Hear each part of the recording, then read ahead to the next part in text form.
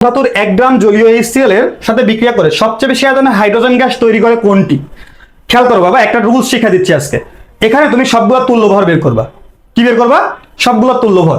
কেন তুল্য ভর বের করবা এটা আমি তোমাকে ফার্স্টে বলে দিচ্ছি, যে তুল্য ভরটা যদি তুমি বের করতে পারো, আয়তন চাইছে না বাবা, এই যে আয়তনের সাথে তুল্য ভরের সম্পর্ক হচ্ছে কি? ব্যস্তানুপাতিক। ব্যস্তানুপাতিক অর্থাৎ যার তুল্য ভর সবচেয়ে কম সে সবচেয়ে বেশি আয়তন উৎপন্ন করবে। তাহলে তুল্য ভর কিভাবে দেখো, সোডিয়ামের তুল্য ভরটা আমরা একটু করে ফেলি। সোডিয়ামের তুল্য ভর হচ্ছে, সোডিয়ামের কত তুমি বলো? সোডিয়ামের হচ্ছে কত? সোডিয়ামের হচ্ছে 23। তাহলে যদি আমি বলি যে 23 ডিভাইডেড বাই হচ্ছে সোডিয়ামের 1, তাহলে 23 মানে এই যে 23 হয়ে গেল।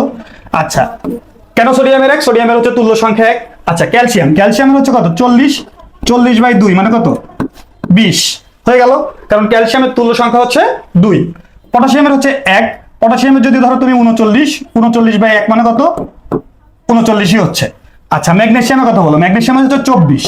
24টা যদি ম্যাগনেসিয়াম 2 প্লাস অর্থাৎ তুল্য সংখ্যা হচ্ছে 2, তাহলে 12। তাহলে বাবা তুমি চিন্তা করো, এই যে 12 না, এটা হচ্ছে কি 12। এবার তুমি নর্মালি খেয়াল করো যে এটা তো টিক দেওয়া নাই। এখন আমি কি বললাম, যে যার হচ্ছে তুল্য ভর, এটা হচ্ছে কি বের করলাম আমি? তুল্য ভর।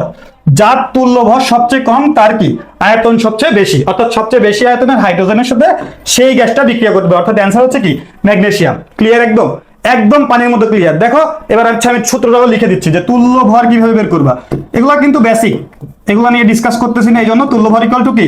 তুল্য ভর হচ্ছে কি এই আণবিক ভর, আণবিক ভর বাই হচ্ছে কি তুল্য সংখ্যা। তুল্য সংখ্যা, এই হচ্ছে তোমার সূত্র। ক্লিয়ার?